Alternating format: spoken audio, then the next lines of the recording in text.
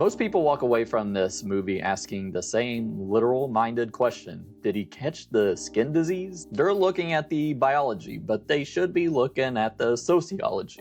The plague isn't a bacterial infection. It's a manifestation of the body horror of puberty and the psychic weight of being a social pariah. My thesis is simple. Ben's rash is psychosomatic, a physical manifestation of his own guilt and his brain's surrender to the labels Jake and the other boys forced upon him. Ben didn't catch a virus, he caught a narrative. If you haven't seen this feel-good trauma fest yet, turn back now. We're going deep into the water and I'm not pulling you out. Charlie Polinger wastes no time establishing the pool as a hyper-masculine pressure cooker. When Ben first arrives, he's a blank slate, desperately trying to download the cool guy software. Early on, Ben tries to define water polo as teamwork and family. It's the classic mistake. In this environment, family is a weakness. Jake immediately clocks this and marks Ben as other. Notice the lighting here. Ben is often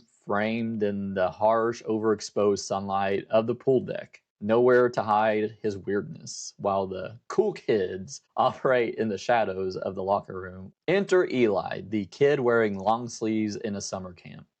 The ultimate visual red flag for a group of bored, hormonal boys. Jake invents a mythology for Eli's eczema. He claims it affects mental and motor functions. This isn't just kids being mean, this is world building. Jake is the DM of a very cruel game, and everyone, including Ben, starts playing by his rules. The washing ritual Ben performs after touching Eli isn't about hygiene. It's an act of religious purification to stay within the tribe. The turning point of the film isn't the bullying, it's the back rub scene. Ben helps Eli with his cream in private. This is the inciting incident for his skin condition. Pay attention to the timeline.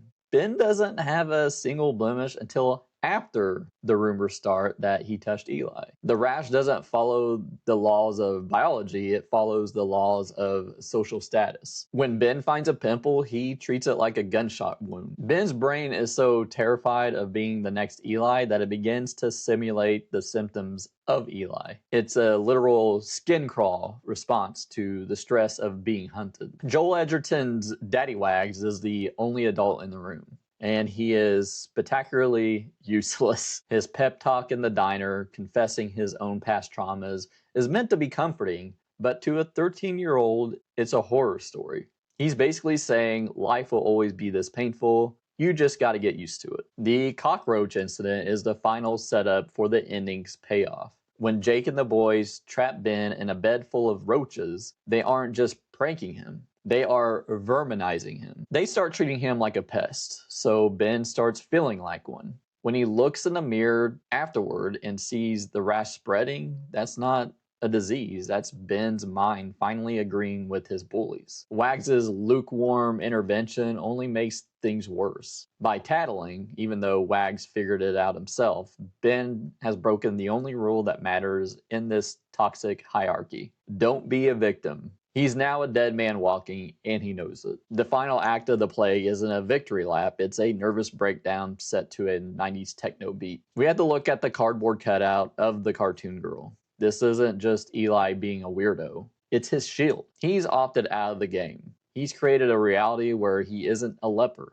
When Ben breaks the board in half, he's not just trying to help Eli fit in, despite what he tells himself. He's destroying the only evidence that someone can survive this camp without playing by Jake's rules. It's a desperate act of, if I have to suffer, you do too. The locker room confrontation where the film's hurt people cycle completes. Ben gives Eli the anti-pep talk. Stop being yourself because yourself is a loser. It's the most honest, brutal advice a kid can give. Eli's response, cutting off his own finger. That's kind of like the Pyle suicide in Full Metal Jacket.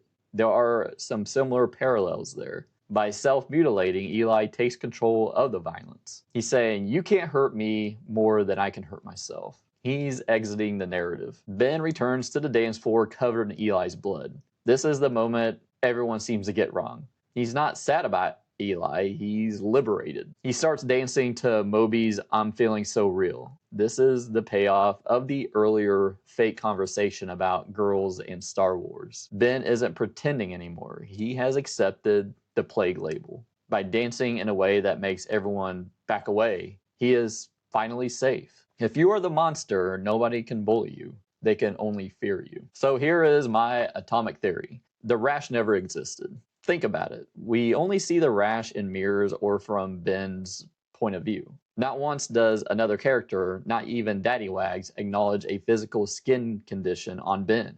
They acknowledge the rumor of it. Jake reacts to the plague like it's a social curse, not a medical one.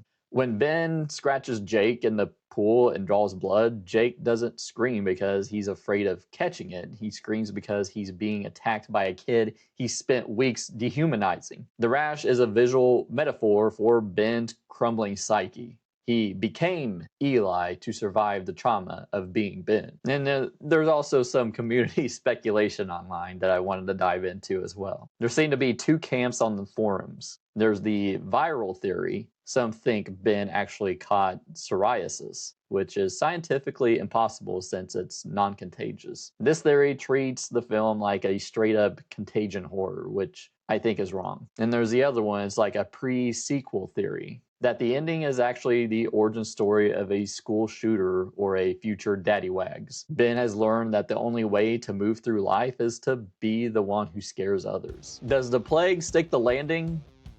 I'd say mostly. The payoff is earned because it refuses to give us the Disney ending.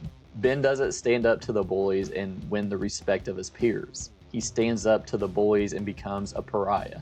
That's the reality of middle school. The satisfaction, however, is bittersweet and jagged.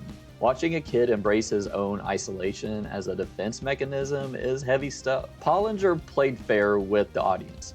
He told us from the first scene that this was a battlefield. You don't leave a battlefield without some scars. But what was your take on the ending of The Plague? Do you agree or disagree? Let me know down in the comments below. If you like this video, hit that like button and consider subscribing. If you want to help the channel grow a little further, hit that join button down below and join our 99-cent membership tier. Also, if you have like a friend or family member that was confused by the ending of this movie or the whole meaning of it, send them this video. And I'll see you next time.